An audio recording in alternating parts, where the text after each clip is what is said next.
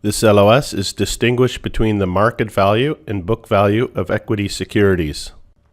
Equity securities and company value.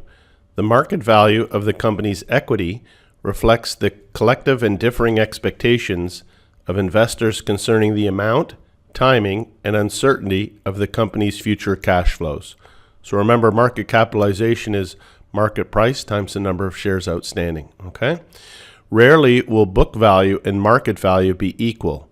Although management may be accomplishing its objective of increasing the company's book value, this increase may not be reflected in the market value of the company's equity because it does not affect investors' expectations about the company's future cash flows.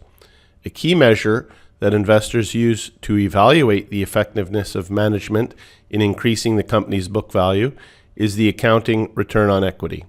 So remember, when we're talking about the book value of equity, assets equals liabilities plus equity. So we're looking at the equity portion. Do a quick practice question. Which of the following statements is most accurate in describing a company's book value? A, book value increases when a company retains its net income. B, book value is usually equal to the company's market value. Or C, the ultimate goal of management is to maximize book value.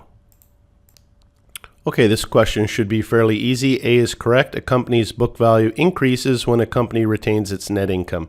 So this is just a reminder from the accounting section. Remember our retained earnings. We have our opening balance plus net income minus dividends, and that's going to give us our closing balance. Okay, and so assets equals liabilities plus equity, and retained earnings is a section of the equity section. Okay, so remember, if we have our income summary, if we have positive net income, revenue minus expenses, if that number is positive, how do we close out the income statement?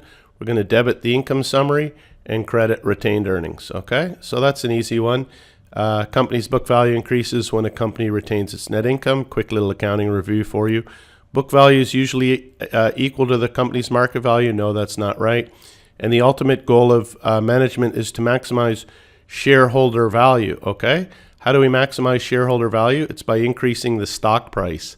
That's what gives the return to the shareholders, not the book value. So C is wrong. Pretty easy question.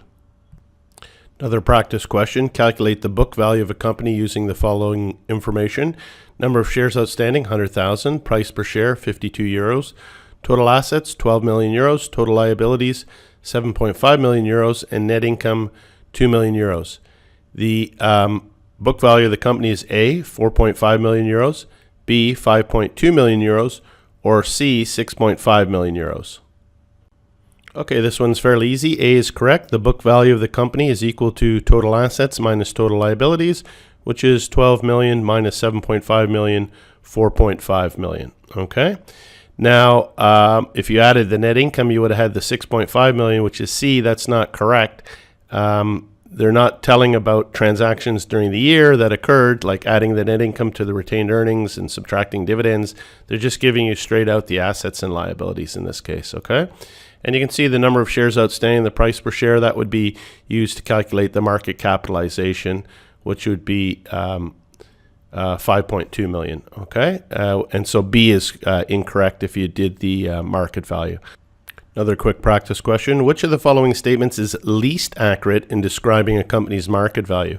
A, management's decisions do not influence the company's market value. Increase in book value may not be reflected in the company's market value.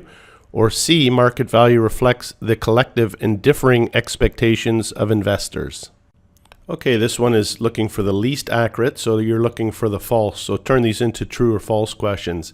So when you're describing a company's market value, increases in book value may not be reflected in the company's market value. That's true. We've seen that before because market value has to do with investors' expectations.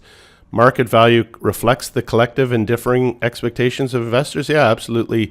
That's true. And that's why the market value may be different than the book value.